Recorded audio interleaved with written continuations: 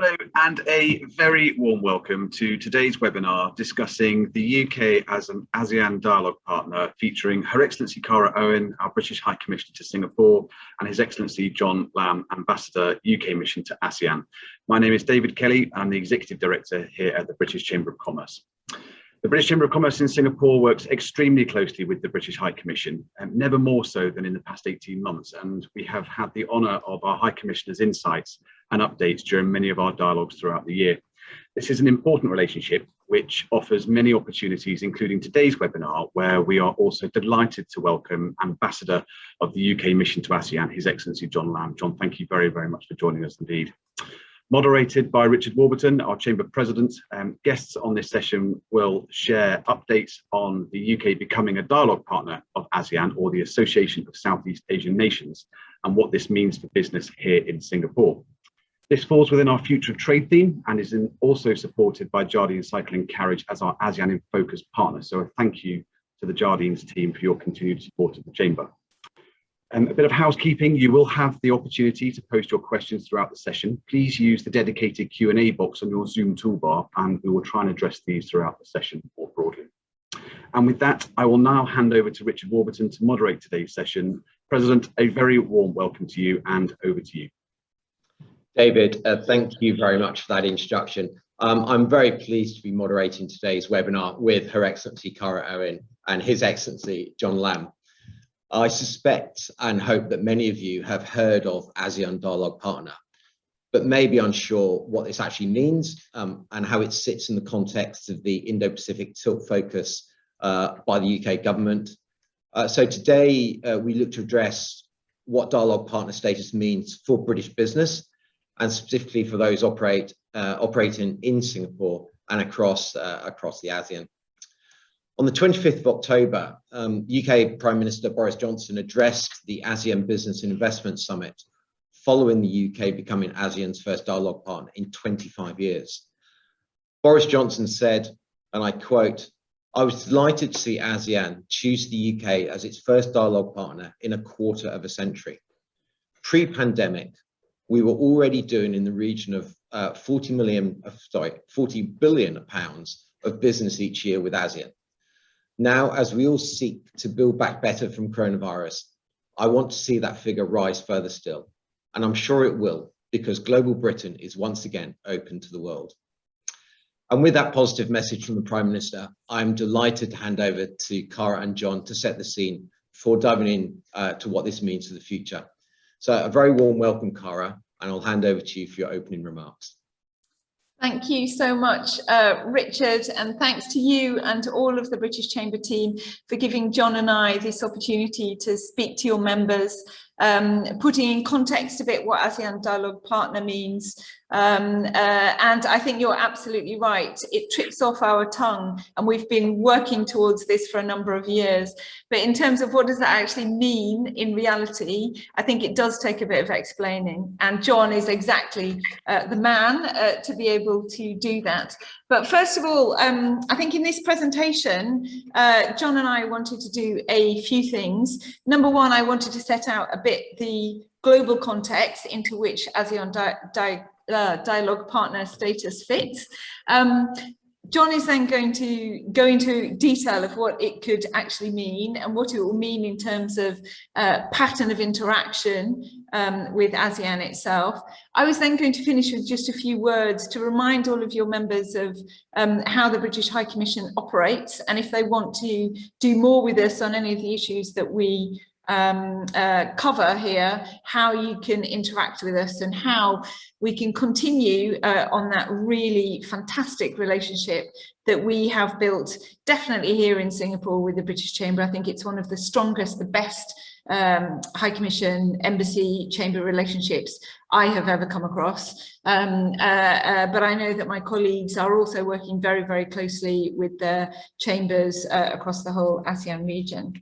So just to put it into the broader context to start with, we do talk about the Indo-Pacific Tilt, which is basically a shorthand way of us saying that we know this region is important, and that we are going to increase our level of engagement with it. We can see really strong national interest for doing that, and we think we can both deliver an awful lot for the citizens of the UK, but also to the people in this region through our partnership. So to set out the goal, this is the goal, very simply, to become the European partner with the broadest and most integrated presence in the Indo-Pacific. And that's what we all have in mind as the top level goal for the whole of the UK government. Next slide, please. But just to point out one of the reasons why we are so interested in this region, many of you, you have your operations here because you know an awful lot about this already. So if you look, there are some really compelling stats there: half of the world's people, 40% of global GDP, some really super fast growing economies. I think there are some very, very progressive trade arrangements that are being forged in this part of the world, or that are coming out of this part of the world. And it's increasingly important for our own trade. But also it's really important for economic and trade issues of today. There's a mention on the slide there to digital and tech innovation and standards.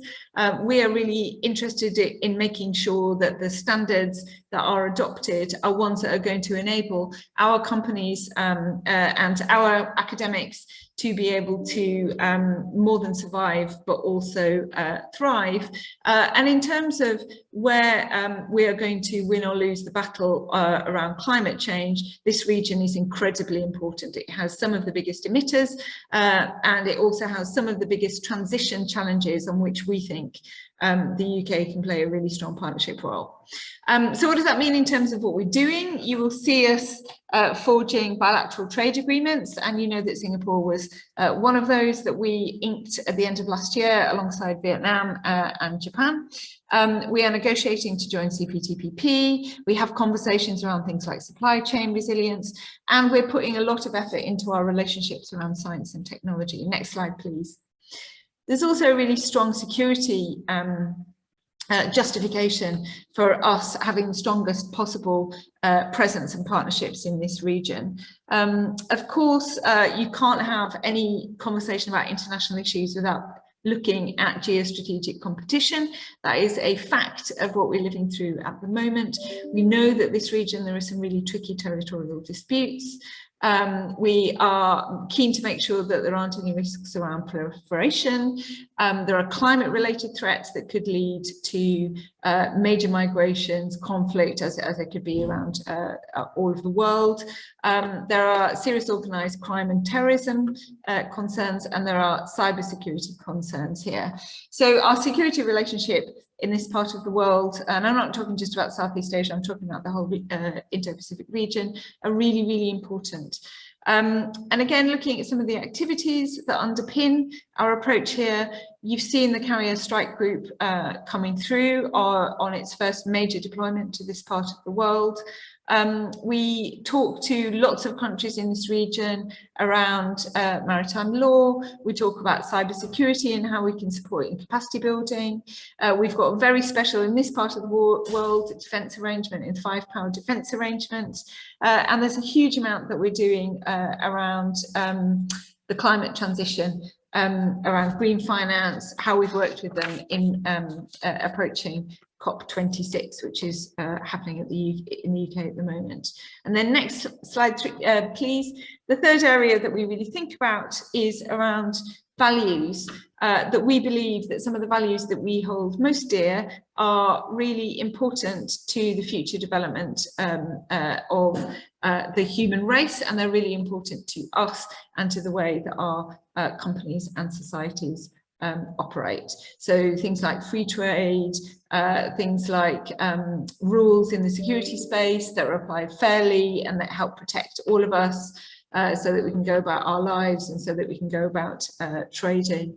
And obviously we also express our values through things like how we support girls to make sure that they get quality education, and all kinds of other ways that we use our development assistance. within the region. So that's kind of the broad context of why we're interested in the Indo-Pacific as a whole. And one subset of this, of course, is what we're doing with the Southeast Asia region and with ASEAN as an organisation. And I'm going to hand over to Jon now.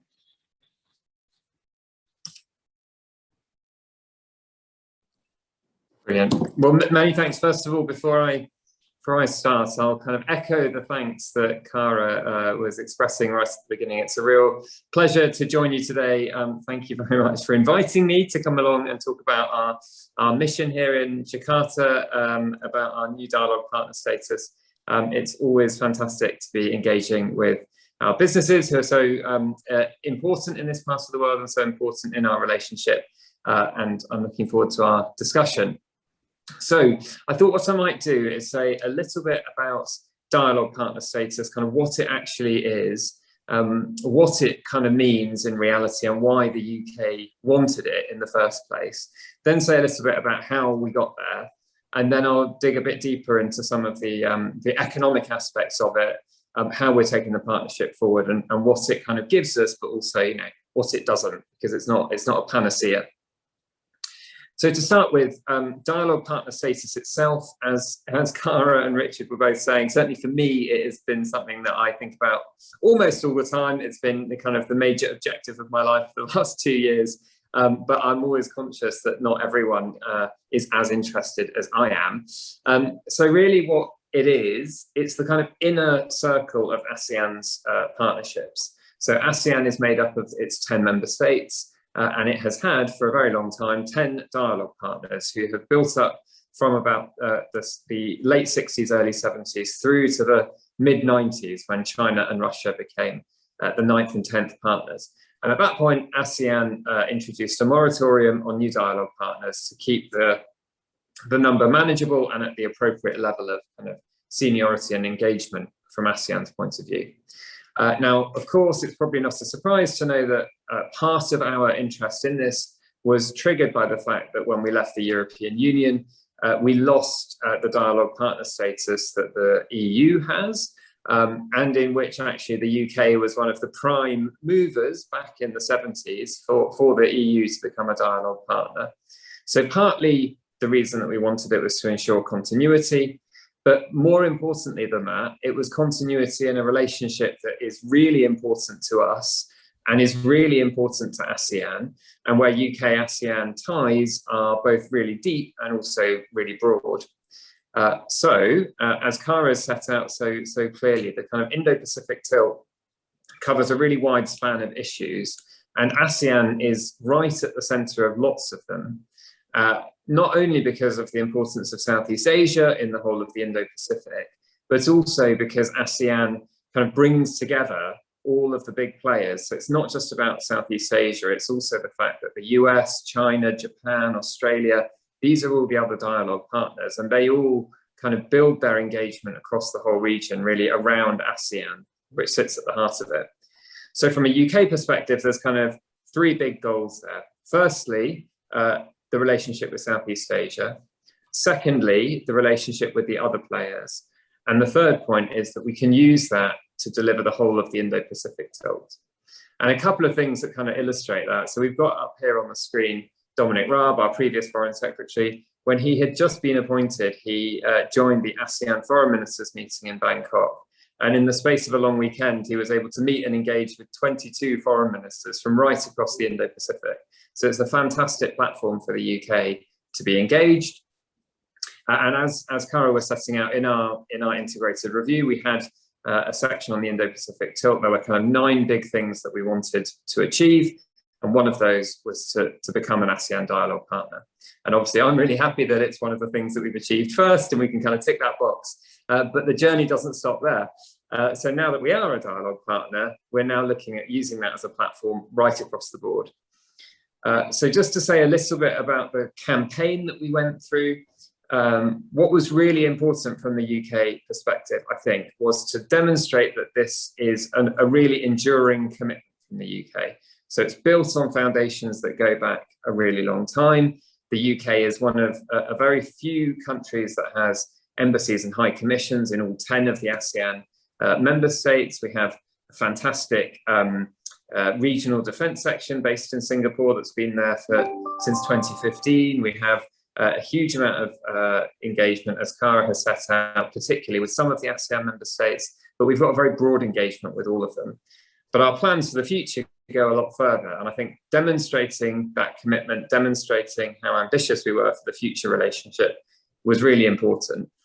The other thing I think was really important is actually the strength of the economic relationship.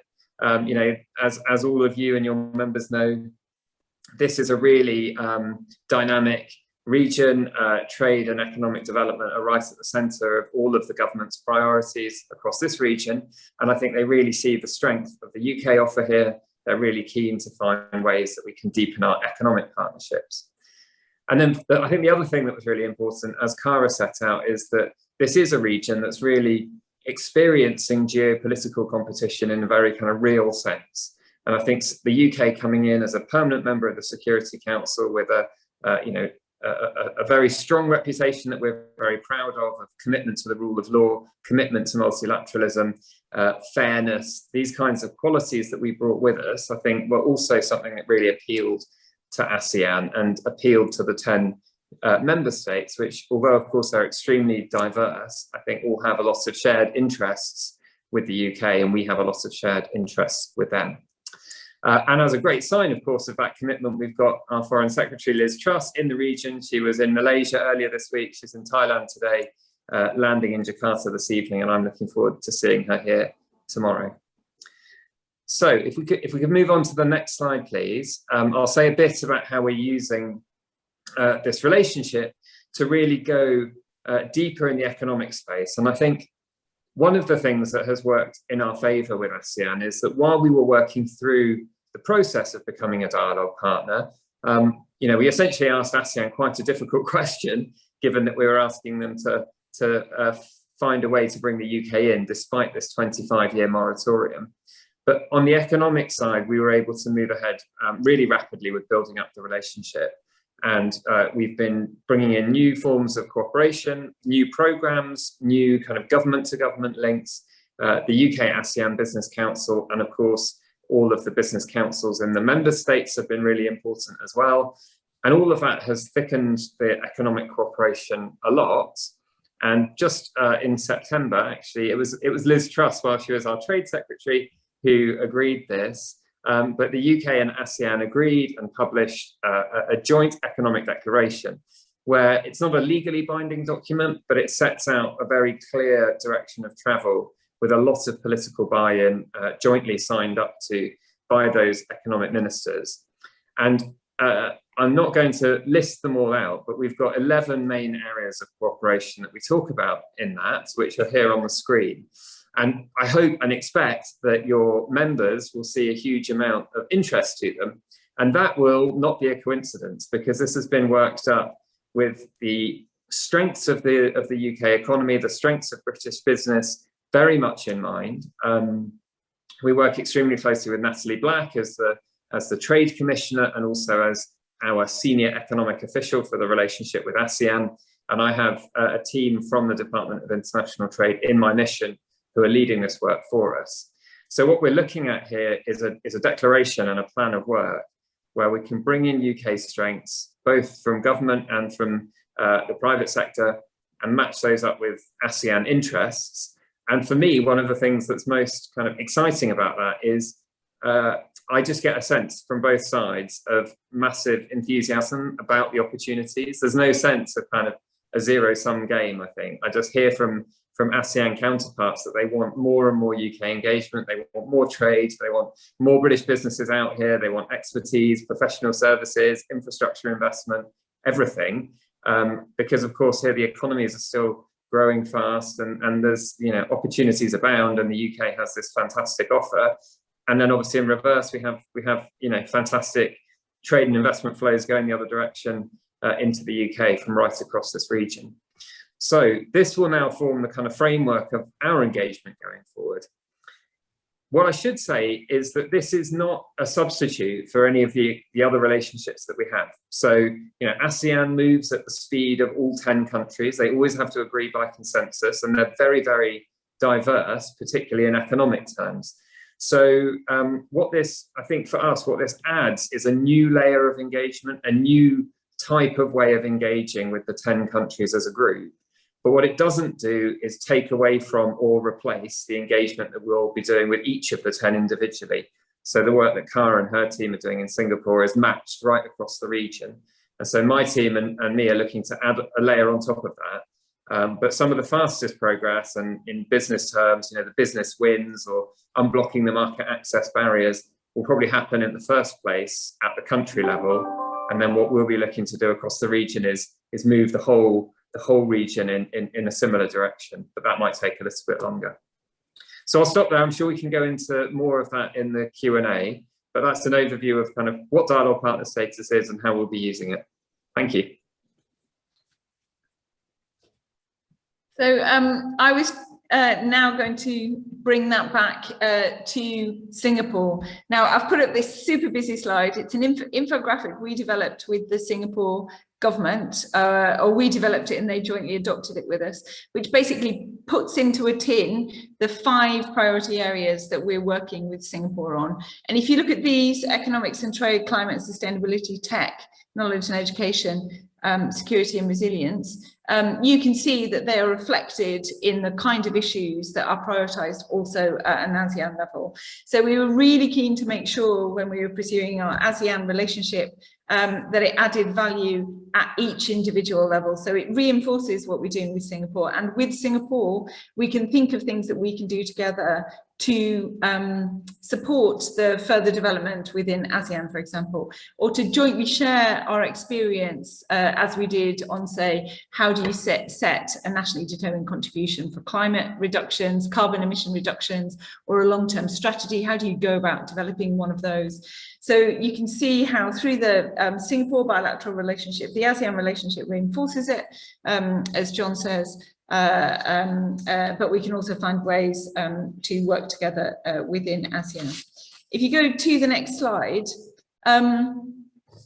of course, one of the amazing things that I count as British collateral here in Singapore is the unbelievably strong community that we have here within the business community, where there are some 4,500 to 5,000 companies operating here in Singapore that are British linked or British headquarters.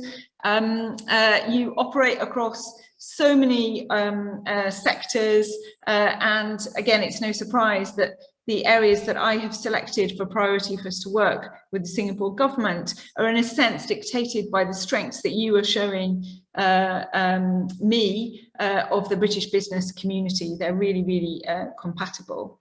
But we're also one of the biggest concentrations of government capability, British government capability anywhere in Southeast Asia. The people that work out of the British High Commission not only work on Singapore, but they also have roles that cover the whole of Southeast Asia.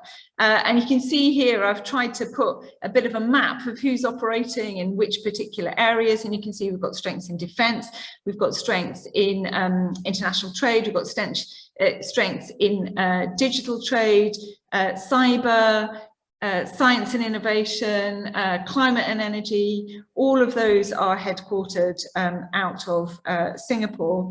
And it means that when we're engaging with Singapore, or when we're supporting John on what's happening right across the region, we have real capability and strength within the UK government footprint here. And that's no surprise, because of course Singapore is one of the most sophisticated, load-bearing and like-minded partnerships that we have here in the region. We can often start something in Singapore that we can then push out across the rest of the region, because we can get those conversations started really quickly, and because we have a very similar view, we have a very similar legal background, we have a very similar view on things like regulation and how we should do that well.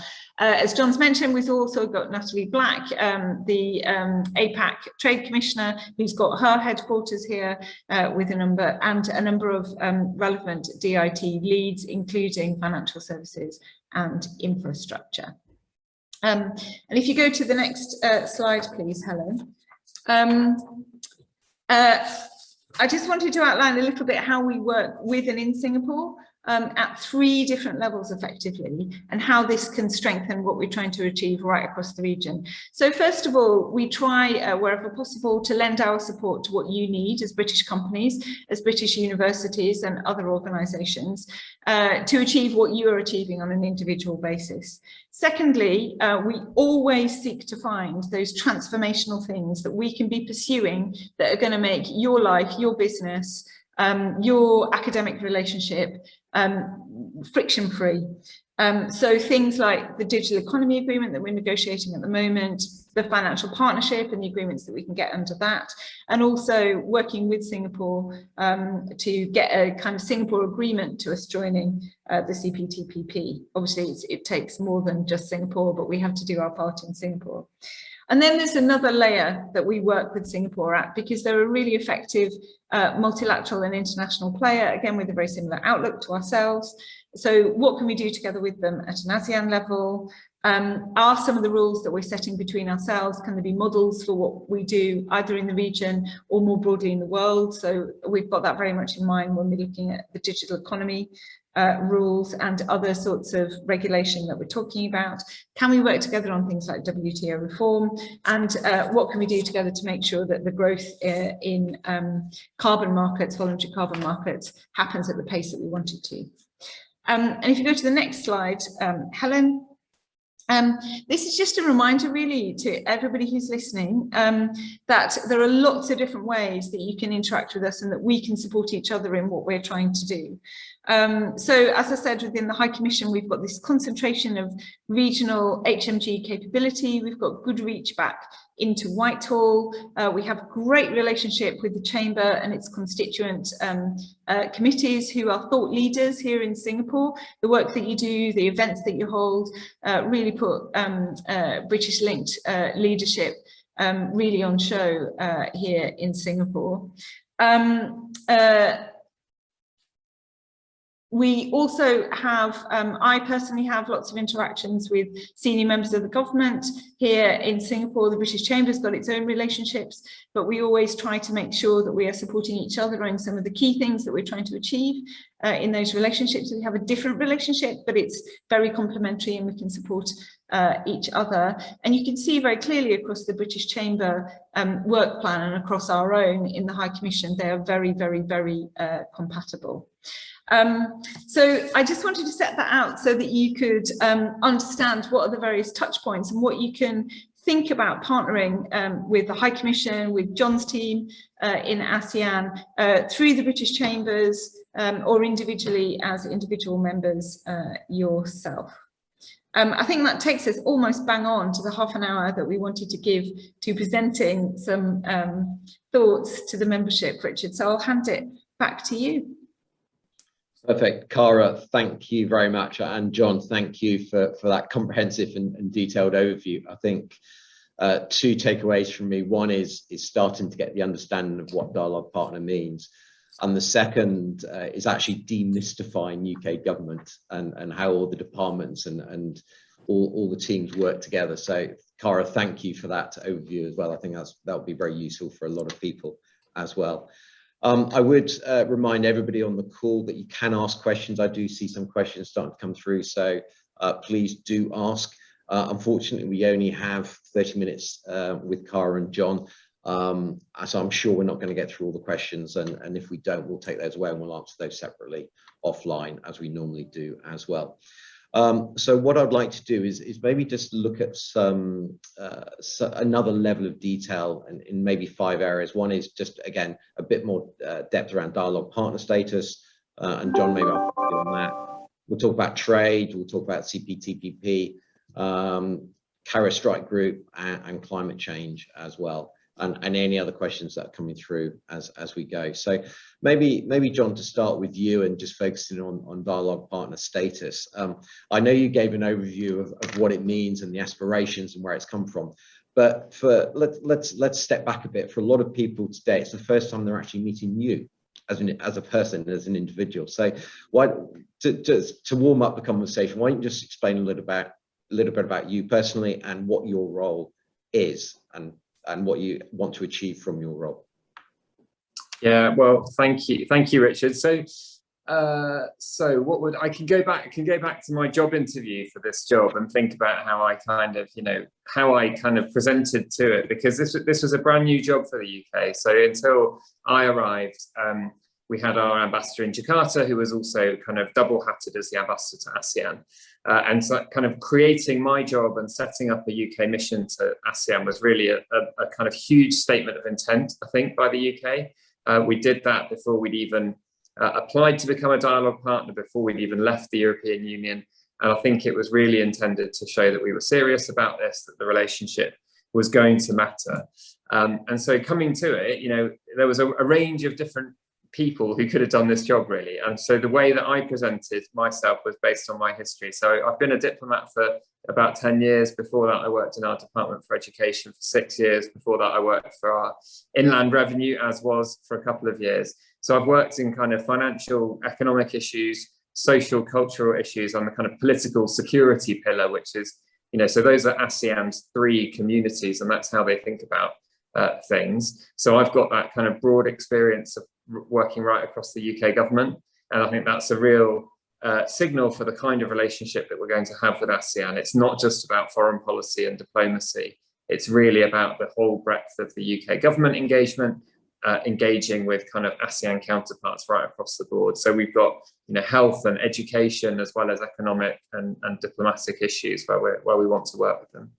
And the other thing I'd say about my background is I've done quite a few different jobs in the Foreign Office, but all of them have been quite multilaterally focused. And I think that's quite a common theme, I would say, looking at my counterparts as ASEAN ambassadors. It is a multilateral organisation with all of the kind of pros and cons that brings. And in my job, I've done a lot of work with the UN, with the G7, with the EU. I spent, in my last job, I was doing lots of work on nuclear weapons and non-proliferation. So spending a lot of time in those environments where you're talking to lots of different countries, working out ways where you can all find kind of common ground. And so I think those are the 2 big things that I brought to this role. And the kind of learning point for me is all about Southeast Asia, which I've been massively excited about. And in terms of the day-to-day work, so I would normally, pre-COVID, have been spending an enormous amount of time on the road and traveling the region. So my plan and my purpose was originally to be spending a lot of time in all the ASEAN member states,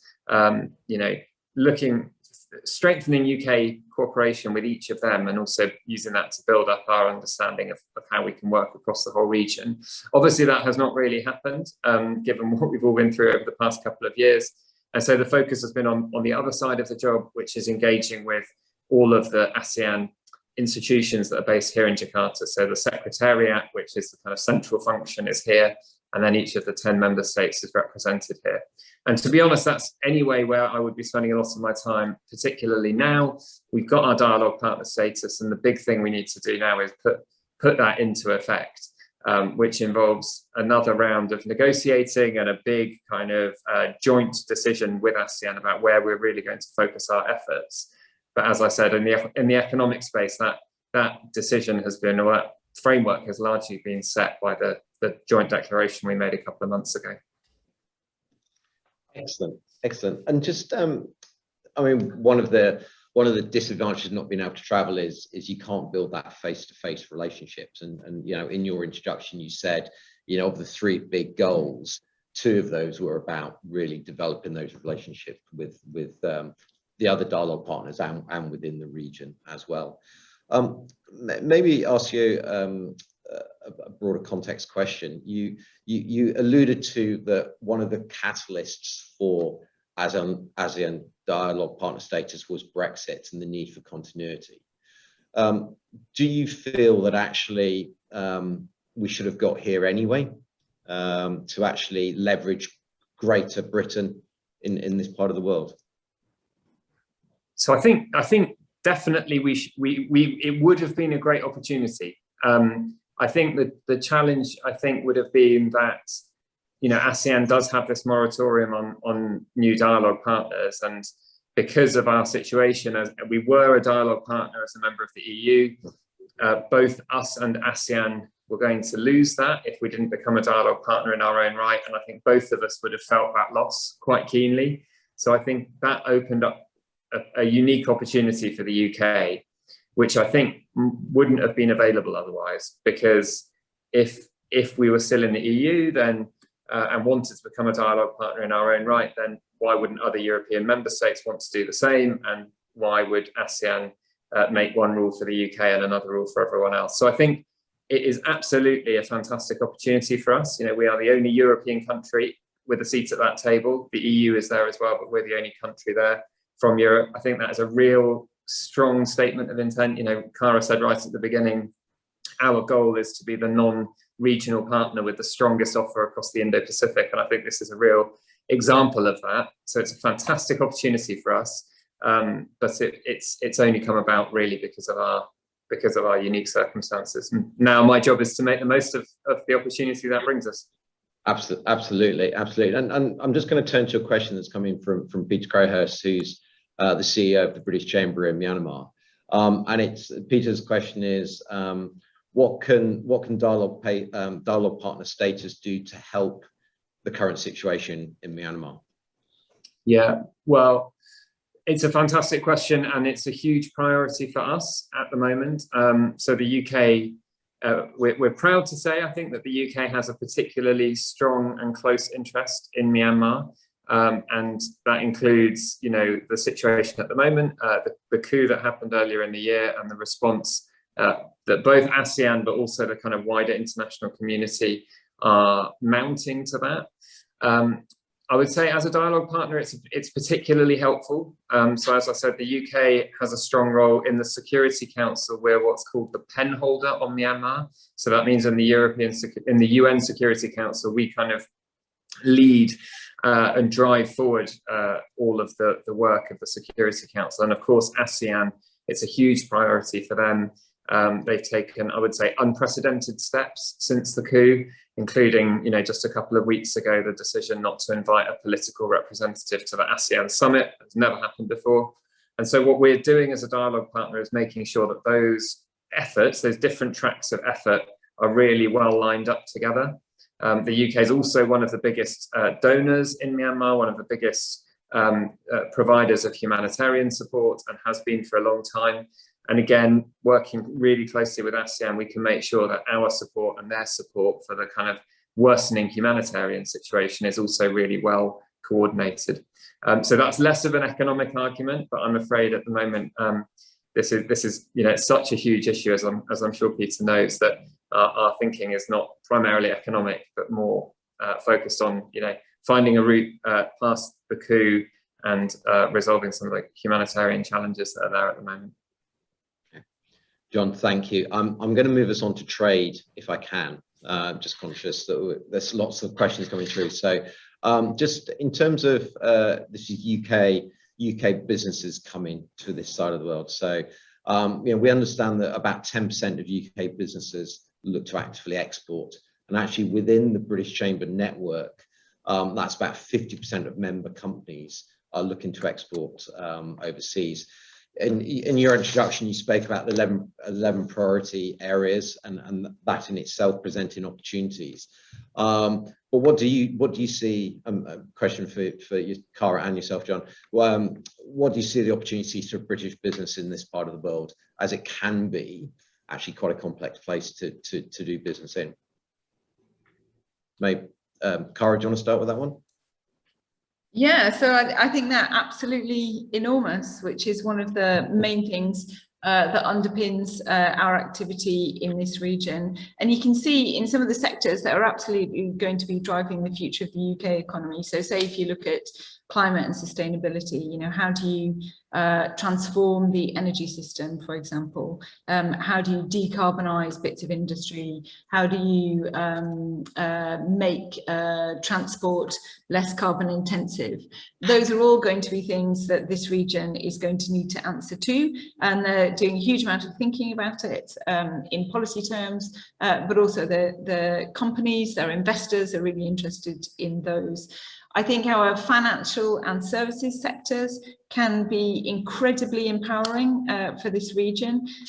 We're very strong in things like fintech, an emerging financial services and the disruption that's happened in financial services. And you can absolutely imagine, with the different levels of development right across this region, some of those solutions can absolutely be bringing people into economic activity and entrepreneurial activity. So there is a kind of business opportunity that also has a development impact, which I think the UK business sector is well known for. So I think the opportunities are absolutely huge, and I think all of your members, you yourself as the chamber, and your members are really part of us articulating that opportunity back to the UK.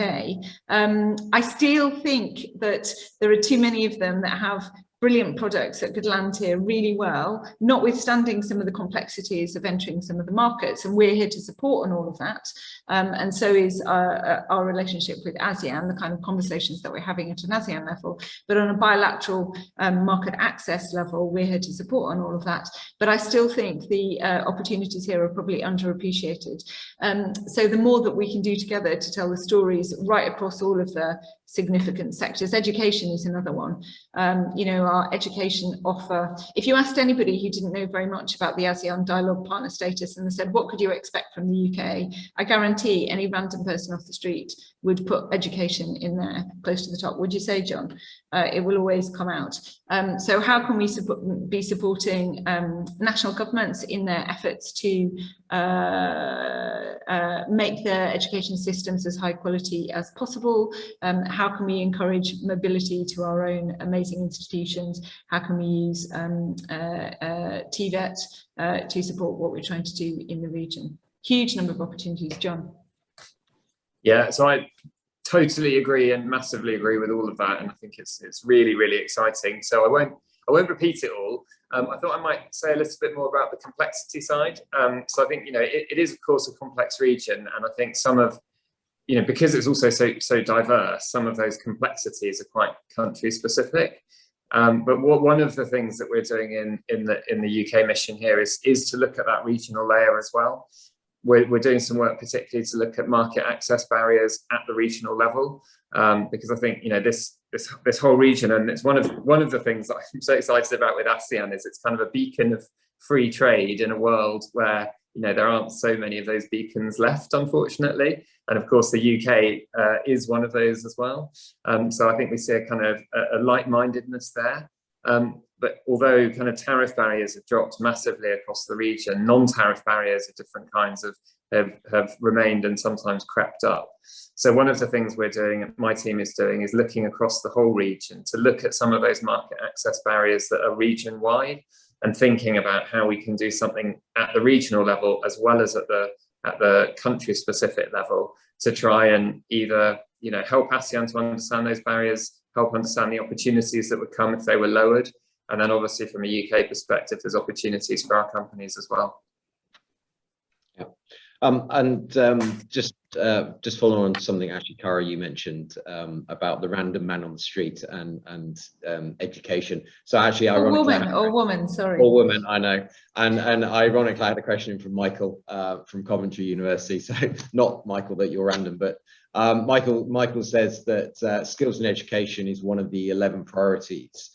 May I know how higher education institutes can be more involved in the UK's position as dialogue partner? So there's an offer of help and support from Michael and his colleagues. So, John, do you want to kick off on that? By the way, Michael and Coventry University are one of the most entrepreneurial outfits that we've got based out of Singapore. So over to you. Yep. Yeah. Well, I'll start, but then go back to Cara, because Cara's championing our education offer across the region as well. So she's best placed on this. So as I mentioned earlier, I didn't go into detail, but when we put in our application to become a dialogue partner, we suggested some areas to ASEAN where we thought the partnership would be particularly beneficial for both, and where we felt that the UK had a particularly strong offer to make. And one of those was education. And as someone who was, you know, I spent 6 years in the Department for Education, as I said already, so it's close to my heart as well. So I think there's enormous opportunity here. I would say as well, it's an area, particularly in higher education, where the UK can't rest on its laurels. There's a huge amount of competition as well. and including from our close friends and allies in Australia, in the States, and other countries right around the region. So I think it's really vital that we get this right, that we have an approach that brings in the sector, that all the sectors actually, the university sector, the qualification sector, the school sectors as well. And then I think we have an offer that works really, really well for the different and diverse countries of ASEAN. So basically, it's fantastic to have Coventry University in the mix. It's brilliant to hear about their entrepreneurialism. And I think we will be wanting to make the most of that offer and to think about also how we can open up opportunities, new opportunities through this partnership. Yeah, I just want to pick up two things about education, Richard, here. Number one is to expand a bit on what John was saying about us not resting on our laurels. The competition is unbelievably stiff, and when I first arrived here, I was really conscious of what a precious gift our education links had given us in terms of our relationship here in Singapore, where you can very often find people that have studied in the UK, had some bit of their education in the UK, or have come across, have studied here, linked to a UK education. But the competition is unbelievably stiff, and we absolutely have to be on our mettle. We have to be listening to what each of the countries are really requiring, what they want to develop themselves, what they're really looking for partners to develop alongside them, and how they can have, if they need, an individual separate presence here within the region. I think also one of the things that we flipped, well, two things that we flipped here in Singapore since I've been here, which is in response to the competition that I see. One is that I think we'd always made an assumption that universities were incredibly competitive, and they are in many ways. They're all competing for international students, they're competing to do research together. But I said, come on, what we need to do is actually really prop up, really support the UK education brand as a totality. And what about if we put a whole heap more effort into cooperating with each other, including to find consortia. So in Singapore, one of the big things that we do is research. In all of the papers, academic papers that Singapore has co-authored, it has co-authored the most with UK universities. Again, can't be complacent, but we're a massive system and they're a small and excellent system. So how can we work together to demonstrate what our world-beating offer is on any particular area? Perfect, perfect. Just a final comment on trade, and then I'm going to move on. And I think from my perspective and the observation looking at how UK government is focusing on the region, I think, Cara, you said potentially businesses underappreciate ASEAN opportunities. Yeah, and recently we have had, you mentioned Liz Truss, John has been out, Amanda Milling was out, Dominic Raab was out before. So there seems to be a lot of senior ministerial focus, absolutely, in this region. There was one question I did want to ask is, to what degree is UK government able to fund or support businesses looking to expand and increase trade in ASEAN? So I think one is the kind of support that you get in terms of advice that can come either from the chamber or that can come through us. I think also one of the big plays that we've got is UK export finance, the ability of UK export finance to accompany companies that want to come in and start trading in this region. That again, I think there is more finance available than is ever taken up. So we really need to be educating businesses about what is available to help them get projects off the ground. I don't know, John, do you want to add anything to that? No, I think those are the key things, Cara, and I mean that's probably an area also where the mission won't be as engaged, because the business opportunities primarily are kind of country by country. So I hope we'll be helping to set the environment, but probably the immediate support will be country by country. Back in the UK, one of the things that we're paying particular attention to is helping spotting companies that could be really great exporters and helping make sure that they can become export ready. So the Department for International Trade and its offices right across the country, and it's moving quite a few of its people to Northern Campus. So they are strengthening their presence right across the whole of the union. and they are there to support companies take those first steps, who can then, once they're a bit more export ready, plug into the kind of services that we offer and the chambers offer to get them support to really get them out here. Perfect. If you allow me, I'm going to jump straight to climate change, because I think that's a very pertinent topic that everyone wants to talk about. And then if we have time, we'll go back and focus on some other areas. So, you know, you know, COP26 is ongoing. There is, you know, they're deep in conversations at the moment. I think Minister Fu, Singapore Minister for Sustainability and Environment, was leading the conversation around the Article 6 negotiations yesterday as well. How, just maybe an overview question, Cara, because I know it's a particular area of focus for you. How do you think COP26 is going, and how do you think ASEAN countries and the UK are going to continue this important dialogue post COP26?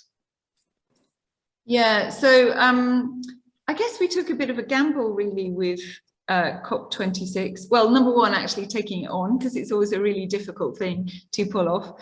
Number two, pressing on with it at a time of COVID and really insisting that it was going to be an in-person meeting. I think anybody that's been to a COP, and John used to work on climate issues when we worked together in Paris, knows that if you don't actually get people together, those negotiations don't get off the line. And the other sort of approach that we took that was really different is that we got leaders to come together right at the beginning of the week. When we were in Paris, that moment happened at the end of the fortnight. Sorry, I said week, I meant fortnight. But the reason that we did that was to really sort of encourage leaders to look each other in the whites of their eyes and give really ambitious negotiating instructions to the delegations that they were leaving behind. And I think that has probably outstripped some people's expectations. So we have moved overall the percentage of the global economy that is committed to net zero from 30% when we took over ownership of this project process to 90% at the end of last week. So from 30% to 90%. Now, of course, all of those commitments have to be delivered. They're going to have to be delivered with financial support. They're going to have to be delivered with tech support as well. So that is the next stage, really, that is going to be really important for us post-COP. How do the promises that were made around energy transition, around unleashing both public finance, where we have met the target that we set ourselves of public finance between now and 2025. How do the efforts to unleash private finance, which dwarf public finance actually, how do they all be brought into play to support the transition and decarbonisation within this region? Yeah, and I think related to that is actually what support can the UK, I mean, linking to the conversation about finance, Cara, what financial support can the UK give into ASEAN countries? And I think there were some announcements around UK government support coming this way. Yeah, exactly right. The ASEAN Green Finance Catalytic Green Finance Facility, where we put UK development money in to a programme that is run by ADB. John, I don't know if you want to say anything more. I'm talking about one of your issues, so I don't know. Do you want to talk about that one? Yeah, absolutely. Yeah, I mean, the other thing I would just say actually is one thing that's been fantastic to see at COP26 is that several of the ASEAN countries have come forward with really, really big pledges of their own.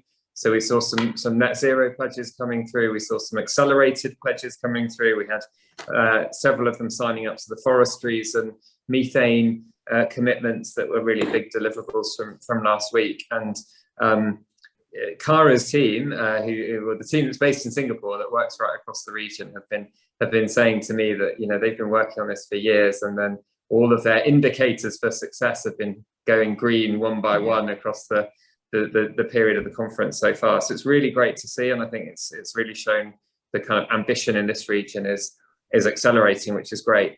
And then, yes, on that programme, so we announced last week £110 million of UK funding. in this ASEAN Green Catalytic Green Finance Facility. And the goal of that is that it will be matched, it will be used to leverage substantially more private financing, and it's part of an even bigger program that the Asian Development Bank is running, and that will fund a pipeline of sustainable infrastructure right across this region. So of course, brilliant for this region, brilliant for the environment, and we hope, given UK expertise in those sectors, that will also open up opportunities for UK business. Yeah, and linked to that, there was a question that we had coming in about how can UK businesses really support HMG in terms of achieving their climate change ambitions. As Cara said, there's a lot of expertise sat in companies in region, and it's how can we leverage that knowledge for the benefit of the wider agenda. So I think Cara, you're very keen to understand capabilities of organisations and make suitable connections. So I think that's something that's happening.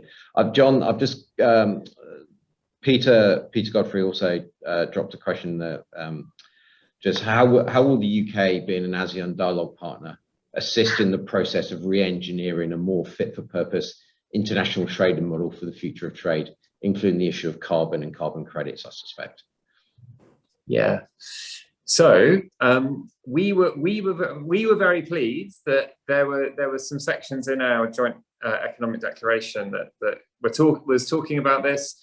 I think hopefully Peter knows already that the UK is very committed to WTO reform and to WTO reinvigoration, and I think we see ASEAN as a kind of like-minded partner as we try to do that, given, as I said, the kind of commitment to free trade. And I think, our dialogue partnership gives us a kind of platform to do some of that. I mean, we're not a member of RCEP, the new ASEAN free trade agreement, and it would be a very distant prospect because all the other members already have FTAs with ASEAN, which we don't have. But I think it's quite striking at the moment that that is the world's largest free trade deal by volume. And then, of course, with CPTPP, where the UK has already applied, and we are hopeful and enthusiastic about joining. That also has 4 of ASEAN's members already as members of CPTPP. So I think we see a lot of kind of shared interests and shared enthusiasm on free trade.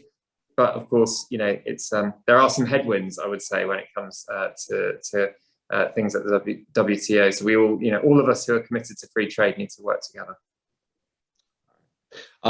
We unfortunately have ran out of time. I'm going to sneak one final question in. If I reflect over the last 12 months, we've had the FTA, we've had ASEAN dialogue partner status, we've got DEA, we've got CPTPP. What else is there in the negotiations and an acronym box that you can share, if there's anything left? Do you mean at an ASEAN level, Richard? In which case, yeah.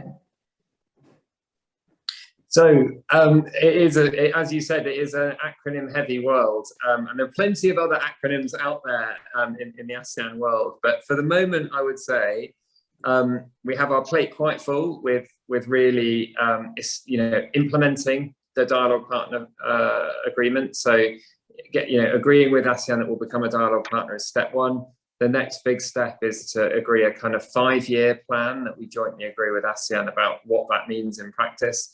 And so my team and I will be working with our partners, right across the UK government to bring together what we hope will be a really ambitious, really compelling plan for what that dialogue partnership really looks like in practice.